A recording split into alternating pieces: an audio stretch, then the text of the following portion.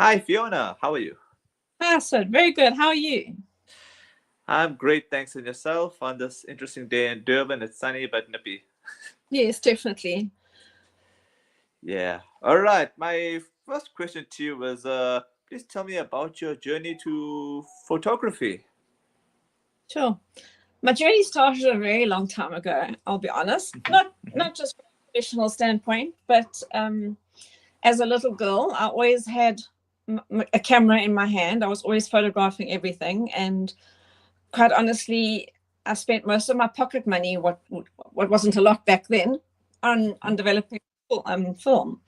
So always been something I've loved to do. I've always loved to just capture the beauty around me. But then, having said that, I always thought I was going to be a fashion designer. That was my passion growing up. I used to spend a lot of time drawing design, fashion, and pictures. And then when I became a mother, it's when I really found my passion for photographing. And obviously, photographing, you want to capture every single moment of your child. And then it was one day I was sitting in a doctor's room.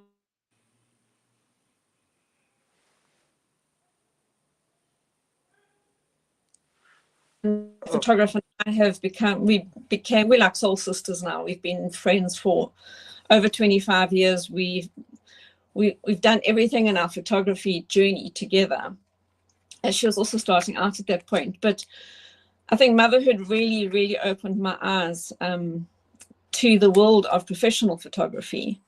And I actually started out not just photographing children, but photographing weddings, because my husband's sister's friends were getting married, and it was just a great opportunity. And I was a wedding photographer for many, many years. And it's just, I think photography for me is an art. It's not really just about taking photographs. It really is an art. And I think this year I'm going on for almost 26 years. Wow. As a professional. And when I say professional, it's so hard because the industry isn't really governed by anything in South Africa, unlike in the States or even, well, basically anywhere abroad. They've got quite hard rules about being a professional photographer and how it's governed. Where in South Africa, we don't have that. And it's sad because in today's digital era, anybody with an iPhone or with the digital camera can really take a beautiful photo. But it's not just about taking a beautiful photo. And, back in the day when we shot with film, photography was a craft, if I can say that. And there was a much slower rhythm to learning, and clients valued the process differently to how they value it now on a digital. I just feel now, especially in Durban, only because I've lived here for over 20 years now, the market's very, very saturated with photographers, and it does become a little bit overwhelming at times because the artistic side of photography gets a little lost in the rush for content and following of trends.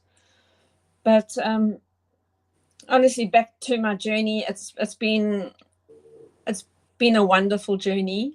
It's actually really a privilege to work in something that you're passionate about on a daily basis.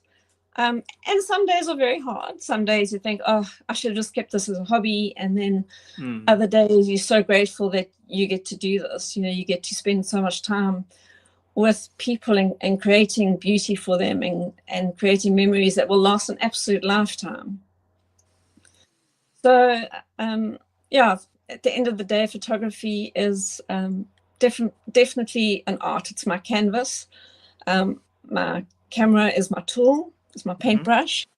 And I've grown tremendously in 25 odd years as a person, photographing people, understanding people, seeing people. If I can put it that way. When you meet people for the first time, you can't just pick up a camera and photograph them. Yeah. You have to engage in conversation. You have to try and learn a little bit about them in the little bit of time that you've got, just so that, well, for me, that's what I like to capture as moments. I love to capture the connection between people. And so it's quite important to have that conversation, or to have that little chat, or get to know them, your clients, before you actually do the shoot, just so that you can bring out personalities. And so, on top of taking photographs and the editing and everything else that goes with it, you've got to really understand and see people, and see connections, and see the family dynamic, and see the love between a young couple. It's just, it is the most awesome thing. I love being involved in the shoot. I love it. I've become a different person. It brings out my creative side, and it brings out a lot of joy, if I can say that.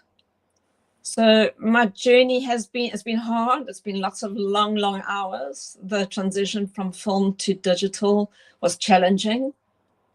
What else can I say about that? And it's become more challenging. Now we've got AI to deal with, so it's been a journey with lots of bumps in the road. At the end of the day, it's been an awesome journey. Okay, so who are the photographers that you look up to? I get most of my inspiration from international photographers, not because I don't see anything good in local photographers. The international photographers that I'm drawn to are maybe a little bit of an older generation, where they have spent years honing their craft, and their work is very rooted in storytelling, and they have a very deep respect for the art of photography. So there's three photographers that I look to, or I look to for inspiration, or if I'm feeling that I've kind of run out of inspirational energy or creative energy. There's a wedding photographer. I just love her way with people. So I learn a lot from how she engages, and then actually all three of them. So, like I said, and not that, or if I had to look at an inspirational photographer in South Africa, it would probably be Brett Florence. Okay. The way he's grown his business from not just being a photographer, but his marketing strategies. He's run his photography as a business, and it's very admirable. So I think if I had to draw inspiration from a local photographer, it would be Brett Florence. And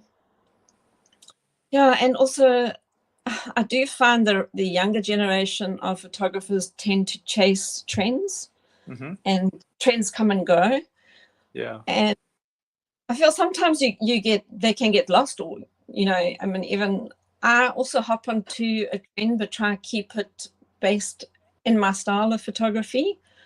But trends come and go, like I think in like any industry, and I think they tend to get lost, and then your client tends to get lost, because then they want, they've seen the style of photography and they want that, and then in 2 years' time they don't want to look at the photographs because that trend is not around anymore. So I find that has happened a lot with the younger generation of photographers, and I don't blame them. They're young, and they jump on trends, and I think the whole digital platform for them is so much easier.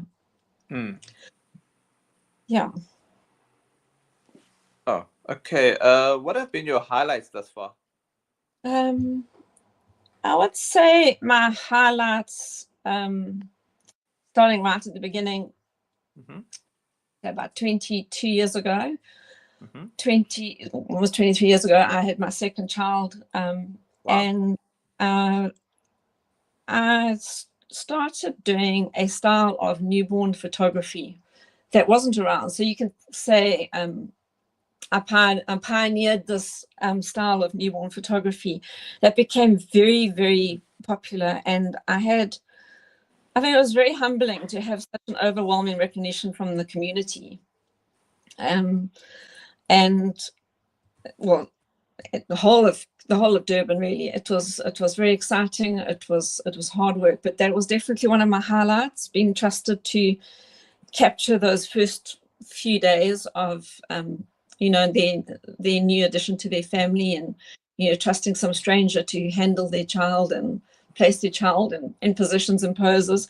So that was definitely a highlight. Another highlight for me would be I photographed a lot of sports celebrities, local sports celebrities, their families, and I even did a wedding for one of the sports celebrities' wives. That was definitely a highlight. And then also featuring in the Living and Loving magazine, I did a whole spread for them on toddlers, and it was awesome. So that probably was my favorite highlight, was to have the styled shoot in my studio.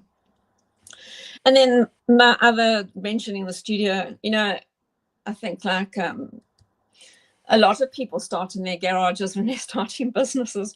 My studio was set up in my garage originally. And then years of being so busy, I managed to build a custom designed studio with offices, and I had 5 staff working for me. And it was amazing to grow from my garage to this massive space. And that was all because of the community supported me, So there was definitely, I would say those were my highlights of my career. There's probably lots of little ones, but those were the main ones. What about the lowlights, if any? Yeah, there have been lowlights, but the main lowlight was, well, I don't know if I'd say a lowlight, or I'd say rather a challenge, was the digital era, and having to navigate and grow through that, because with the digital era came a unrealistic expectation from your client, and especially around appearance. And sometimes we used to laugh about it, but it became a real thing. Oh, can you Photoshop this? Can you take out that? And went as far as people showing up for shoots, for headshots with no makeup on, and can you apply makeup? But, you all of a sudden you went from being a photographer to someone that held a magic wand. So that was definitely a bit of a low light. And I think, unfortunately, people just perceived themselves so differently after digital photography came about. Self-criticism became very deeply ingrained, so your shoots became a little bit more challenging. And you obviously always aspire to give the best and make sure your client is happy and that it was the best experience they ever had. So yeah, I would say that low light was that challenge of moving from film to digital, and then as the years went on, the perception of people, their unrealistic expectation, and it still happens today. I'll be honest. I think today it's even worse because of social media and people.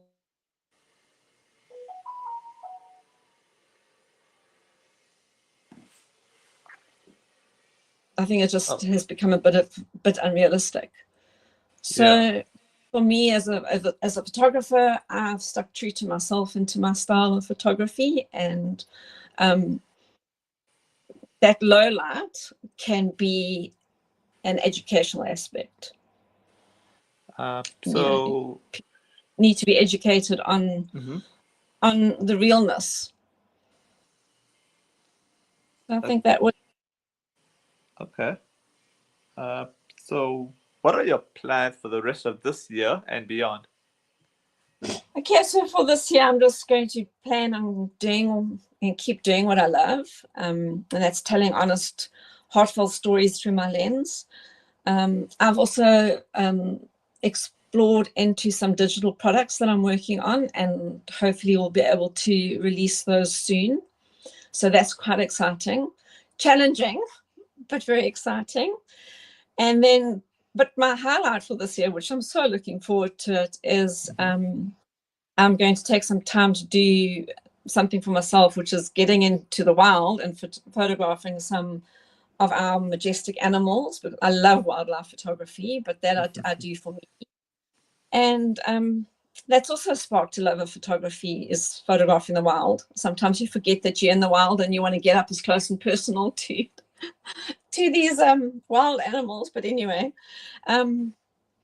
so that I'm looking really forward to it. And then, with digital photography and social media, it changes every year. So, it's just for me, it's just to try to stay on top of it.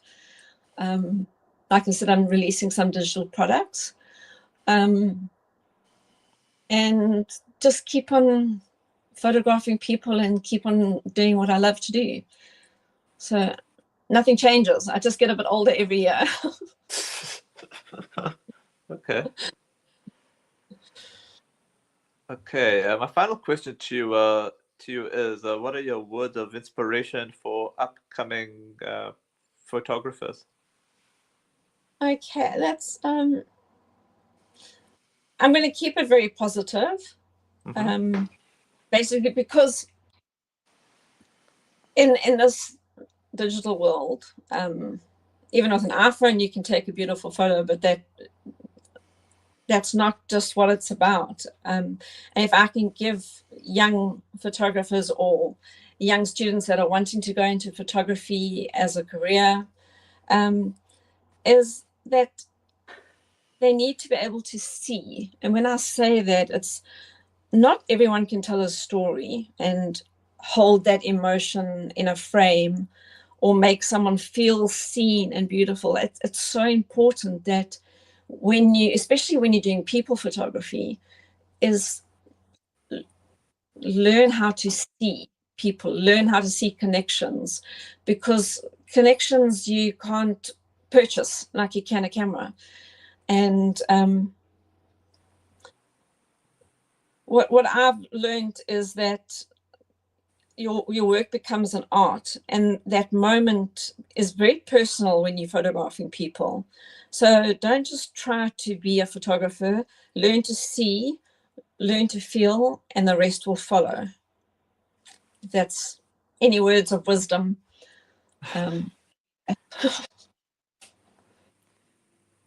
Yeah, that sounds good. All I got to say, thanks so much for your time, and look forward to checking you again in the future.